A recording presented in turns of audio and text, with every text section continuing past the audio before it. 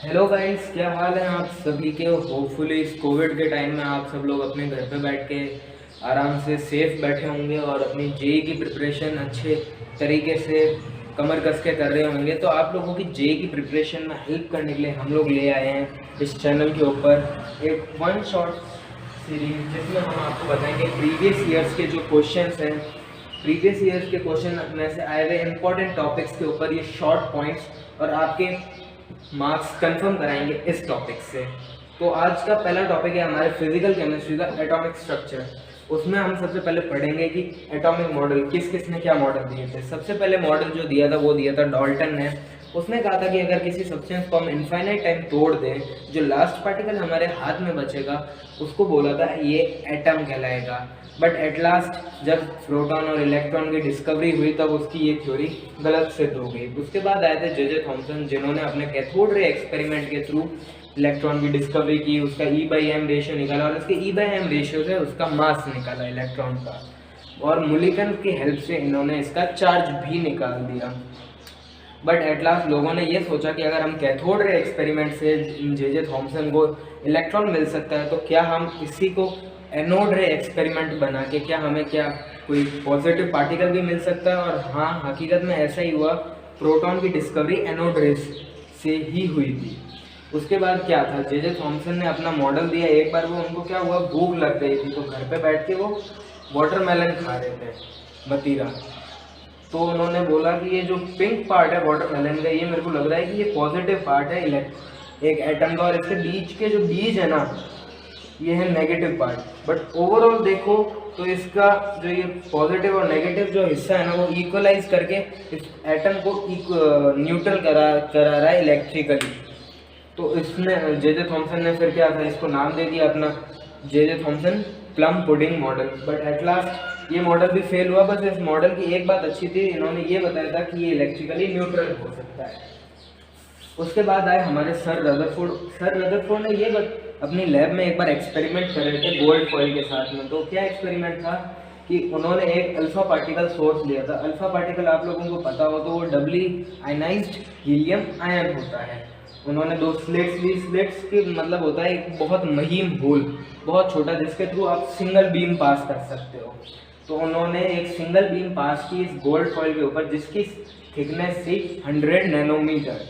तो उस gold foil के ऊपर पास की और उन्होंने काफ़ी सारे अलग अलग वेरिएबल रिजल्ट देखे। उन्होंने पहला रिजल्ट देखा कि जो गोल्ड फॉइल के ऊपर जिस लाइन ऑफ एक्शन में हम बम्बार्ड करा रहे हैं अल्फा पार्टिकल, उसी लाइन ऑफ एक्शन में ग्लो दिख रहा है जिंक सल्फाइड स्क्रीन पे। ये एक फ्लोरोसेंट स्क्रीन होती है, इसके ऊपर कोई भी आप पार्टिकल आप बम्बार्ड करें तो इसके ऊपर लाइट ग्लो करती है।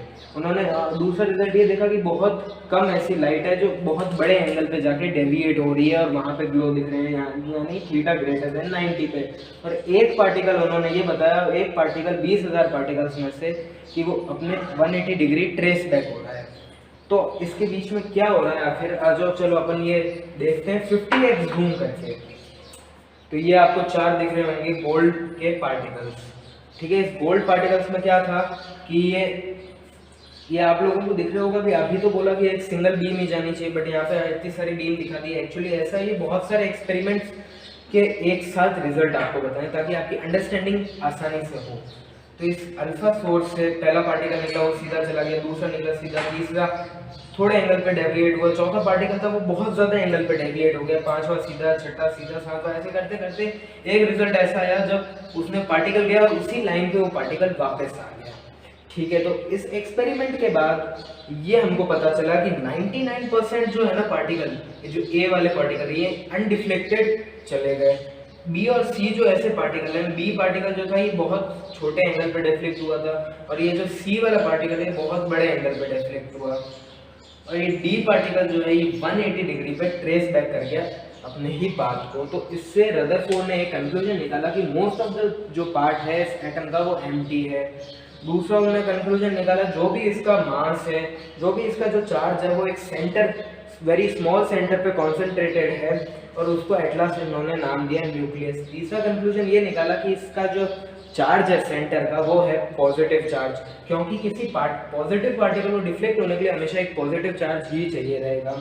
चौथा कंक्लूजन ये निकाला कि ये जो न्यूक्लियस की साइज है वो ऑलमोस्ट अल्फा पार्टिकल की साइज की है, क्योंकि ड्यूरिंग कोलिजन ऐसा जो है इलास्टिक कोलिजन तभी हो सकता है जब दो सेम साइज के बॉल्स या फिर जो दो सेम साइज के पार्टिकल है एक दूसरे से कोलाइड हो। तो इसके बाद रदरफोर्ड ने इसी कंक्लूजन को दिमाग में रखते हुए अपना मॉडल बनाया और उन मॉडल का नाम दिया प्लेनेटरी रदरफोर्ड मॉडल। इस प्लेनेटरी रदरफोर्ड मॉडल का नाम ऐसे इसलिए पड़ा क्योंकि जो इलेक्ट्रॉन का जो मोशन हो रहा था ये इलिप्टिकल पाथ में हो रहा था, और इलिप्टिकल पाथ अगर आप लोगों को पता हो तो ये अपने सोलर सिस्टम में अपने प्लैनेट्स इसी वे में घूमते हैं प्लेनेटरी मोशन करते हुए, तो इसलिए इनका नाम पड़ गया प्लेनेटरी मोशन। इसमें ये बताया था कि ये जो एक सेंटर है जो न्यूक्लियस जिसका नाम दिया उसके अंदर प्रोटॉन और न्यूट्रॉन, हालांकि न्यूट्रॉन जो नाम है वो 1932 में जेम्स चैडविक ने बाद में डिस्कवर किया था, बट उससे पहले रदरफोर्ड को इतना आइडिया था क्योंकि जो एक एटम का मास था वो प्रोटॉन के मास नंबर ऑफ प्रोटॉन के मासेस के डबल आ रहा था। तो उसने कहा कि कोई साथ में एक और ऐसा पार्टिकल है जिसके ऊपर चार्ज जीरो यानी इलेक्ट्रिकली न्यूट्रल है, क्योंकि एटम ऑलरेडी इलेक्ट्रिकल न्यूट्रल हो चुका है नंबर ऑफ इलेक्ट्रॉन और नंबर ऑफ प्रोटॉन के इक्वल होने से, जिसका चार्ज जीरो है और जिसका मास अप्रॉक्सीमेटली प्रोटॉन के मास के बराबर है। फिर क्या था, उसने ये बताया कि ये जो न्यूक्लियस और जो इलेक्ट्रॉन है ये इलेक्ट्रोस्टैटिक फोर्स ऑफ अट्रैक्शन के थ्रू बंधे हुए हैं। बट रदरफोर्ड का जो मॉडल था वो फेल कहाँ हुआ, उसका एक फेलियर ये था कि वो अपने इलेक्ट्रॉनिक अरेंजमेंट एटम का इलेक्ट्रॉनिक अरेंजमेंट नहीं बता पाया था कि आखिर एटम के अंदर इलेक्ट्रॉन कैसे अरेंज हैं, उनका क्या एनर्जी लेवल है, और वो स्पेसिफिक एनर्जी लेवल ना बताने के कारण वो discontinuous atomic spectrum of hydrogen वो भी एक्सप्लेन नहीं कर पाए थे, क्यों उसका लाइन स्पेक्ट्रम आ रहा है और बैंड स्पेक्ट्रम आ रहा है, और वो आगे बताएंगे, वो एडवांस का टॉपिक है। सेकंड जो मेजर उसका डिसएडवांटेज था या फिर फेलियर बोल दो, वो था मैक्सवेल की इलेक्ट्रोडायनेमिक्स थ्योरी के अकॉर्डिंग अगर कोई एक्सेलरेटेड पार्टिकल जैसे अपना इलेक्ट्रॉन वो किसी सर्कुलर पाथ में घूम रहा है और वो साथ ही साथ किसी एक्सटर्नल या इंटरनल मैग्नेटिक इलेक्ट्रिक या फिर मैग्नेटिक या चार्ज फील्ड के अंदर है, तो वो अपनी एनर्जी रेडिएट करेगा in the form of electromagnetic radiations, और धीरे धीरे उसकी एनर्जी कम होएगी, और जिस इलेक्ट्रिकल पाथ या फिर सर्कुलर पाथ में वो घूम रहा है वो उसकी एनर्जी कम होते होते उसका रेडियस भी साथ में कम होगा और एट लास्ट वो सेंटर पे आ जाएगा। अगर अपने इलेक्ट्रॉन वाले केस में अगर ऐसा होता है तो न्यूक्लियस पे आ गिरेगा और इसके बाद जो है एटम का एग्जिस्टेंस होना पॉसिबल नहीं है, बट ऐसा होता नहीं है। इसको एक्सप्लेन नहीं कर पाया रदरफोर्ड। उसके बाद आया था रेडियस ऑफ न्यूक्लियस जो था, रदरफोर्ड ने बेसिकली कुछ ऑर्डर बताया था कि एटम का रेडियस ऑर्डर होता है 10⁻⁻10, न्यूक्लियस का 10⁻⁻15, और उसने एक फॉर्मूला डिराइव किया था न्यूक्लियस की रेडियस के लिए। उसने कहा था R बराबर R0 A⁻1/3। इसमें A जो है वो एटॉमिक मास है और R जो है वो एक रदरफोर्ड कांस्टेंट है जिसकी वैल्यू ये है। अब हमारा अगला मॉडल है बोर्स मॉडल। इस बोर्स मॉडल जो था वो बेसिकली प्लैंक की क्वांटम थ्योरी के बेसिस पे था। प्लैंक ने जो क्वांटम थ्योरी दी थी उसमें उसने ये कहा था कि कोई भी एनर्जी जो हम एमिट कर रहे हैं या एब्जॉर्ब कर रहे हैं वो हमेशा क्वांटाइज्ड हो गया, और वो छोटे छोटे क्वांटा यानी पैकेट के फॉर्म में डिलीवर या फिर एक्सेप्ट हो गया, और उन क्वांटा को एटलास उसने नाम दिया था फोटोन, और उसका डेरिवेशन आया था E बराबर NH⁻, और जिसमें ये H जो है ये प्लैंक्स कांस्टेंट है और उसकी वैल्यू ये होती है 6.6 × 10⁻⁻34 जूल इन सेकेंड। तो बेसिकली बोर के जो मॉडल था उसने कुछ पॉस्टुलेट्स दिए थे, और बेसिकली इन बोर के जो पॉस्टुलेट्स को अपन सबसे पहले पढ़ते हैं। बोर का जो पहला पॉस्टुलेट था, बोर ने ये कहा था कि ये जो एटम है ये सर्टेनली कुछ ना कुछ अपने सेंटर के अंदर एक पॉजिटिव चार्ज और एक हैवी मास कंटेन करते हैं, और ये बहुत छोटी जगह में होता है। उसको उसने न्यूक्लियस कहा था, और इलेक्ट्रॉन जो है वो इस न्यूक्लियस के चारों तरफ रिवॉल्व करते हैं, और जो इन रिवॉल्व कर रहे हैं सर्कुलर पाथ में उसको इसने कहा था ऑर्बिट। और ये जो ऑर्बिट में रिवॉल्व कर रहे हैं और जो न्यूक्लियस है इन दोनों के बीच में जो है कूलम्बिक फोर्स ऑफ अट्रैक्शन है, और इस कूलम्बिक फोर्स ऑफ अट्रैक्शन को बैलेंस कर रहा है जो रिवॉल्विंग इलेक्ट्रॉन है इस ऑर्बिट में उसका सेंट्रीफ्यूगल फोर्स। दूसरा उसने बोला था कि ऐसे infinite type of circular path होंगे एक एटम में, बट जो इलेक्ट्रॉन है वो हमेशा उन पाथ में ही घूमेंगे जिनका एंगुलर मोमेंटम जो है, जिन पाथ का एंगुलर मोमेंटम है वो इक्वल होगा NH/2 यानी क्वांटाइज्ड होगा H/2 के। इसमें जो है n है वो इंटीजर है, n बराबर 1 2 3 अप टू इंफिनिटी, और पाई की वैल्यू अपन सबको पता है 3.14। इसके बाद तीसरा था क्वांटाइजेशन ऑफ एनर्जी। इसमें ये कहा था कि ये जो सर्कुलर पाथ है, सर्कुलर जो ऑर्बिट है, इनकी एनर्जी है कांस्टेंट है, और इनमें इन्हीं कांस्टेंट एनर्जी के, इन्हीं फिक्स्ड एनर्जी के इलेक्ट्रॉन रिवॉल्व करेंगे। ऐसे भी कोई भी ऐसी वैल्यू नहीं ले सकता है सर्कुलर पाथ अपनी मर्जी से। तो इससे इन ऑर्बिट्स की भी एनर्जी क्वांटाइज हो गई और इलेक्ट्रॉनिक एनर्जी क्वांटाइजेशन भी हो गया। चौथा था stability of atom. As long as जब तक ये जो इलेक्ट्रॉन है इन स्टेबल और क्वांटाइज फिक्स एनर्जी के ऑर्बिट में घूमेंगे तो वो इलेक्ट्रॉन अपनी एनर्जी रिलीज या फिर एमिट नहीं कर सकते हैं। तो इस कारण उन इलेक्ट्रॉन की एनर्जी है वो स्टेशनरी हो गई। तो इन ऑर्बिट्स को स्टेशनरी ऑर्बिट्स भी कहने लगा, और इससे जो एटम है उसकी स्टेबिलिटी का भी हमें पता लगता है। पांचवा पोस्टुलेट उसने ये कहा था कि कोई भी अगर इलेक्ट्रॉन है उसको जो है हायर एनर्जी से लोअर एनर्जी में आना है, तो जब भी वो हायर एनर्जी से लोअर एनर्जी में आएगा तो वो कुछ सॉर्ट ऑफ एनर्जी रिलीज करेगा in the form of photons या क्वांटा, और जब भी एमिशन करेगा, और जब भी उसको किसी लोअर एनर्जी से हायर एनर्जी में जाना होगा तो एब्जॉर्प्शन करेगा किसी फोटोन का या उस सूटेबल एनर्जी लेवल के डिफरेंस के बीच के फोटोन का। ठीक है, उसके बाद है छठे नंबर पे बोलता है कि ये जो मॉडल है बोर्स का मॉडल, ये सिर्फ हाइड्रोजन लाइक स्पीसीज यानी जिनमें सिंगल इलेक्ट्रॉन सिस्टम है सिर्फ उन्हीं में एप्लीकेबल है, और उसके अलावा किसी में एप्लीकेबल नहीं है, such as helium plus, lithium plus, beryllium plus 3। इसके बाद क्या था कि फेलियर कहाँ इसके फेलियर हुए। सबसे पहला बड़ा फेलियर जो था ये only for single electron system है। उसके बाद दूसरा ये था कि जो fine spectrum of hydrogen atom आ रहा है अंडर स्पेक्ट्रोस्कोपी, उसको ये प्रॉपरली एक्सप्लेन नहीं कर पाया था, और उसको बाद में सोमरफील्ड ने एक्सप्लेन किया था। सोमरफील्ड हम आगे पढ़ेंगे। जो तीसरा था ये जीमन इफेक्ट और स्टार इफेक्ट हो रहे थे, वो एक्सप्लेन नहीं कराया था, बेसिक कर पाया था। बेसिकली जो जीमन इफेक्ट था वो था कि ये जो इसकी फाइन लाइंस आ रही है स्पेक्ट्रम की, हाइड्रोजन स्पेक्ट्रम की, ये और फर्दर स्प्लिट हो जाती है अंडर मैग्नेटिक फील्ड। अगर मैग्नेटिक फील्ड होती है तो उसको जीमन इफेक्ट बोलते हैं, और ये फाइन लाइंस अगर इलेक्ट्रिक फील्ड के अंदर जो स्प्लिट होती है उसको स्टार्क इफेक्ट बोलते हैं। चौथा सबसे बड़ा रीज़न था कि ये जो इसने क्वांटाइजेशन किया था इसका क्या बोलते हैं उसमें एंगुलर मोमेंटम का, उसका कोई प्रूफ नहीं दे पाया था कि इसने ऐसे आकर कहा ही क्योंकि mvr बराबर NH/2 इसका कोई थ्योरेटिकल एक्सपेरिमेंटल बेसिस नहीं था, बस इसको थ्योरेटिकल बेसिस पे उसने दे दिया था। पांचवा था कि ये जो इसने कहा था कि जो आइसोटोप्स हैं किसी हाइड्रोजन के, आइसोटोप्स हैं हाइड्रोजन के, उनके लिए जो स्पेक्ट्रम आएगा वो सेम आएगा, बट असलियत में उनके लिए डिफरेंट स्पेक्ट्रम आ रहा था। इसके बाद क्या था, इसके बाद बोर्स के मॉडल से कुछ फॉर्मूले डेराइव हुए थे। वो फॉर्मूले तो मैं पूरा डेराइव नहीं करके आपको बता रहा हूँ, बस बेसिक फॉर्मूले बता रहा हूँ। इन फॉर्मूलों से साल में एक दो सवाल आते ही आते हैं, और कई बार तो ऐसा पूछ लिया है कि ये जो बस इस वैल्यू को ना याद रख के, ये जो एब्सर्ड वैल्यू है वेरिएबल्स वाली, इस वैल्यू से भी क्वेश्चन पूछ लिए गए हैं कि इस m की क्या पावर है, पाई के ऊपर क्या पावर है। तो इन अगर हो सके इसको भी याद रखना, नहीं तो एटलास्ट आपको ये एग्जाम में डिराइव करना पड़ सकता है। मेंस में तो नहीं करना पड़ेगा, बट एडवांस में अगर ये आता है तो आपको डिराइव करने की आवश्यकता होगी।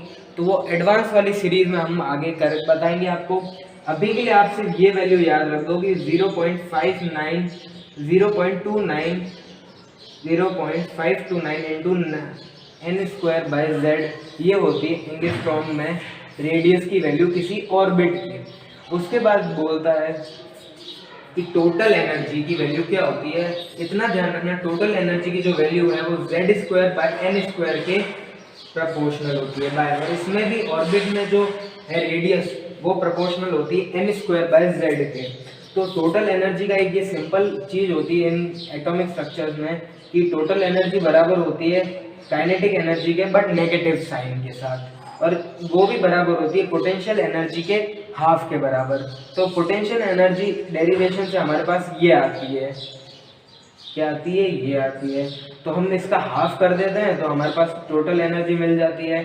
और इसको फर्दर हम और सिंप्लीफाई करते हैं वैल्यूज रख के, तो हमारे पास ये आती है कि टोटल एनर्जी बराबर -13.6 इंटू Z²/n² इलेक्ट्रॉन वोल्ट पर एटम।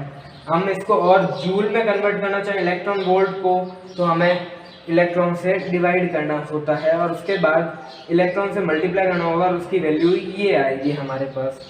ठीक है, उसके बाद एक फार्मूला और मेजर फार्मूला दिया था, इसका काफ़ी यूज आता है स्पेक्ट्रम में, हाइड्रोजन स्पेक्ट्रम में। इनकी जो ये लाइंस आती है हाइड्रोजन स्पेक्ट्रम लाइंस की, इनसे रिलेटेड, लाइन से रिलेटेड ये जो इलेक्ट्रॉन है इनकी क्या वेवलेंथ हो सकती है या फिर क्या वेव नंबर हो सकता है। इस 1/λ को कई बार वेव नंबर भी कहा जाता है। क्या कहा जाता है, वेव नंबर। इसको हम डिनोट करते हैं न्यू बार से। तो इसको फॉर्मूला दिया था, रेडबर्ग ने फॉर्मूला दिया था। इसका क्या फॉर्मूला था, 1/λ बराबर RH into Z² into 1/n1² minus 1/n2²। इसमें ये RH जो है ये रेडबर्ग कांस्टेंट है, इसकी वैल्यू है ये 1109677 सेंटीमीटर इनवर्स। और Z जो है ये एटॉमिक नंबर है, और ये जो N1 है ये लोअर एनर्जी स्टेट है, और ये N2 जो है ये हायर एनर्जी स्टेट है, जिनकी एनर्जी है E1 E2। और जो ये डेल्टा E है ये E1 माइनस E2 का मॉड है। इसके साथ साथ एक और एनर्जी का फॉर्मूला आता है, ये प्लैंक्स थ्योरी से निकल के आता है कि hc/λ बराबर एनर्जी, यानी difference in energy. Proper energy आप किसी भी चीज़ की नहीं निकाल सकते हो, हर चीज़ की एनर्जी के लिए रेफरेंस लेना पड़ता है। तो इसमें भी हम डेल्टा ई लेंगे किसी दो एनर्जी स्टेट के डिफरेंस के लिए। और इसका अगर हम सिंप्लीफाई करते हैं अगर hc को, तो हमारे पास ये वैल्यू आती है 1240 अपॉन डेल्टा ई। अगर अपने को लैम्डा कैलकुलेट करना हो, क्या करना हो, लैम्डा वेवलेंथ कैलकुलेट करनी हो, अगर हमारे पास एनर्जी दी हुई हो और बोला जाए कि अपने को लैम्डा कैलकुलेट करना है नैनोमीटर या फिर एंगस्ट्रॉम, वो अपन कन्वर्ट कर देंगे नैनोमीटर से एंगस्ट्रॉम में। बट अपने को लैम्डा फाइंड आउट करना और एनर्जी दे रखी है, तो इस फॉर्मूला में लगाएं।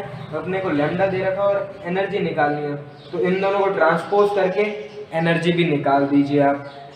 इसके बाद अपन आते हैं different series of hydrogen spectrum में।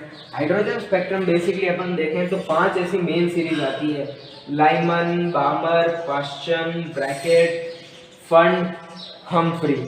तो क्या होता है, ये जो लाइमन सीरीज है ये n स्टेट बराबर n1 या फिर ग्राउंड स्टेट जिसको कह दो, उधर से स्टार्ट होती है और इन्फिनिटी तक होती है। अगर कोई इलेक्ट्रॉन जो है इन्फिनिटी से लाइमन तक आता है ग्राउंड स्टेट तक, या फिर n-1 इन्फिनिटी -1 से आता है, अगर ग्राउंड स्टेट पे कोई भी इलेक्ट्रॉन आ रहा है तो उसको लाइमन सीरीज बोलते हैं। और ये हमेशा अल्ट्रावायलेट रीजन में होती है। जब ये बामर की बात करते हैं तो ये हमेशा n बराबर 2 यानी सेकेंड एनर्जी स्टेट या फिर फर्स्ट एक्साइटेड स्टेट पे आती है, जिसकी एनर्जी होती है -3.4 इलेक्ट्रॉन वोल्ट। अगर सेकेंड एनर्जी स्टेट पे आ रहा है तो उसको बाद में बोलते हैं। अगर वो थर्ड एनर्जी स्टेट पे आ रहा है तो उसको पाश्चन बोलते हैं, जहाँ की एनर्जी होती है -1.51। इन्फिनिटी की एनर्जी अपन हमेशा 0 मानते हैं, क्योंकि इन्फिनिटी हम ये मानते हैं कि आउट ऑफ द एटम लेके चलते हैं, आउट ऑफ द एटम हमेशा एनर्जी 0 देते हैं। उसके बाद चौथा आता है ब्रैकेट, ये होता है n बराबर 4, जहाँ की एनर्जी होती है -0.85 इलेक्ट्रॉन वोल्ट। फिर पांचवे पे आता है पी फंड या फिर फंड जिसको बोलते हैं, और छठे पे आता है हम्फ्री। इन सब की ये ऑर्डर है, लाइमन हमेशा अल्ट्रावायलेट में होता है, बामर हमेशा विजिबल रेंज में होता है, पाश्चन इंफ्रारेड में होता है, ब्रैकेट भी हमेशा इंफ्रारेड में होता है, फंड जो होता है, फंड और हम्फ्री ये हमेशा फार इंफ्रारेड में होते हैं। तो इन सब पे इस साल भी एक क्वेश्चन था, इस बोर वाले फॉर्मूलाज के ऊपर 3 सवाल थे, और इस चीज़ के ऊपर ये जो फॉर्मूला है इस फॉर्मूले के ऊपर इस साल भी 1 सवाल था। तो इससे आप देखें तो इस साल में 5 सवाल आ चुके हैं, तो ये काफ़ी इंपॉर्टेंट है बोर्ड वाला। और इससे पहले अपन ने जो पढ़ा था रदरफोर्ड, उससे भी 1 सवाल आ रखा है, तो ये दोनों ही काफ़ी इंपॉर्टेंट है। मिलते हैं नेक्स्ट में।